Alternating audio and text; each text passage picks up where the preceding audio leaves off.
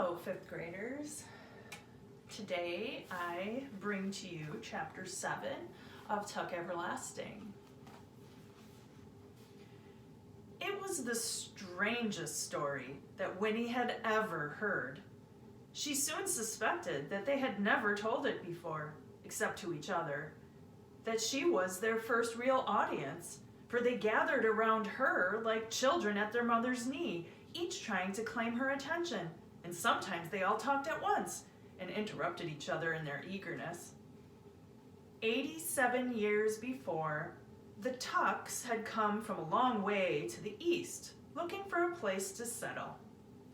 In those days, the woods was not a woods. It was a forest, just as her grandmother had said, a forest that went on and on and on. They had thought that they would start a farm as soon as they came to the end of the trees, but the trees never seemed to end. When the Tucks came to the part that was now the woods and turned from the trail to find a camping place, they happened upon the spring of water. "It was real nice," said Jessie with a sigh. "It looked just the way it does now. A clearing, lots of sunshine, that big tree with all those knobby roots. We stopped and everyone took a drink, even the horse." "No," said May, "the cat didn't drink. That's important." "Yes," said Miles, "don't leave that out. We all had a drink, except for the cat." "Well, anyway," Jessie went on, "the water tasted sort of strange, but we camped there overnight, and Pa carved a T on the tree trunk to mark where we'd been, and then we went on." They had come out of the forest at last, many miles to the west, had found a thinly populated valley, and started their farm. "We put up a house for Ma and Pa," said Miles, "and a little shack for Jessie and me. We figured we'd be starting families of our own pretty soon and would want our own houses." "That was the first time we figured there was something peculiar," said May. "Jessie fell out of a tree." "I was way up in the middle," Jessie interrupted, "trying to saw off some of the big branches before we cut her down, and I lost my balance and I fell." "He landed plumb on his head," said May with a shudder. "We thought for sure he'd broke his neck. But come to find out, it didn't hurt him a bit." "Not long after," Miles went on, "some hunters come by one day at sunset. The horse was out grazing by some trees and they shot him. Mistook him for a deer, they said. Can you fancy that? But the thing is, they didn't kill him. The bullet went right on through him, and it didn't hardly even leave a mark. And then Pa got snake bite, and Jessie ate the poisoned toadstools. And I cut myself," said May. "Remember, slice of bread?" But it was the passage of time that worried them the most. They had worked the farm, settled down, made friends. But after 10 years, and then 20, they had to face the fact that there was something terribly wrong. None of them was getting any older. "I was more than 40 by then," said Miles sadly. "I was married. I had 2 children. But from the looks of me, I was still 22. My wife, she finally made up her mind I'd sold my soul to the devil. She left me. She went away and she took the children with her." "I'm glad I never got married," Jessie put in. "It was the same with our friends," said May. "They come to pull back from us. There was talk about witchcraft, black magic. Well, you can't hardly blame them, but finally we had to leave the farm. We didn't know where to go. We started back the way we come, just wandering. We was like gypsies. When we got this far, it had changed, of course. A lot of the trees was gone. There was people and Tree Gap. It was the new village. The road was here, but in those days it was mostly just a cow path. We went on into what was left of the woods to set up camp. And when we got to the clearing and the big tree and the spring, we remembered it from before.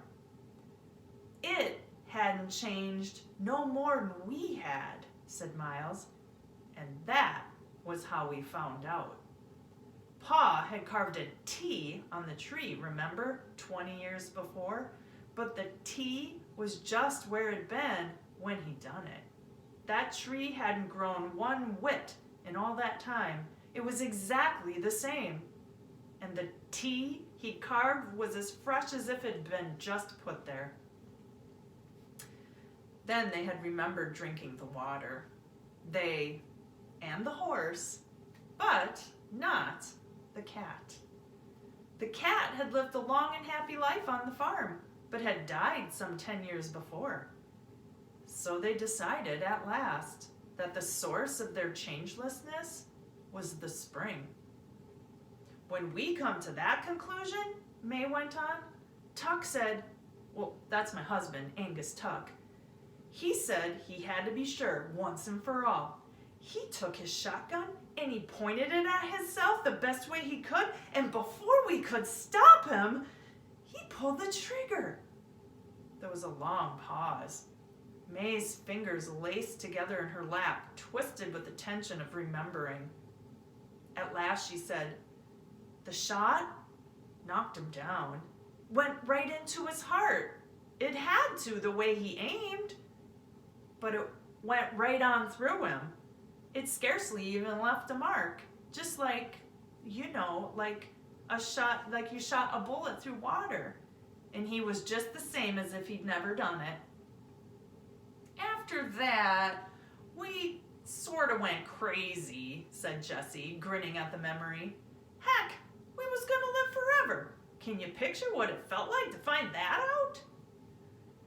But then we sat down and talked it over, said Miles. We're still talking it over, Jessie added. And we figured it'd be very bad if everyone knowed about that spring, said May. We begun to see what it would mean. She peered at Winnie. Do you understand, child? That water? It stops you right where you are. If you'd had a drink of it today, you'd stay a little girl forever. You'd never grow up. Not ever. We don't know how it works or even why, said Miles. Pa thinks it's something left over from some other plan for the way the world should be, said Jessie. Some plan that didn't work out too good, and so everything got changed, except for that the spring got passed over somehow or other. Maybe he's right. I don't know. But you see, Winnie Foster, when I told you before I'm 104 years old, I was telling the truth. But I'm really only 17. And so far as I know, I'll stay 17 till the end of the world. All right, so there you have chapter 7. And the Tucks have told Winnie a very interesting story of what's happened in their lives. And I'd like you to really think about the strangeness of it and how it all came to be, and what you think about their story. There are a couple possibilities here. There's a possibility that they're making it all up and it's just a big wild lie that they're telling Winnie, or it could be true. So you have to kind of decide for yourself what you think about their wild story that they've just told.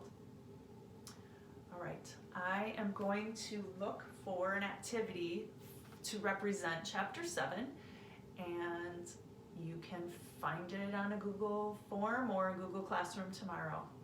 Have a great night, guys.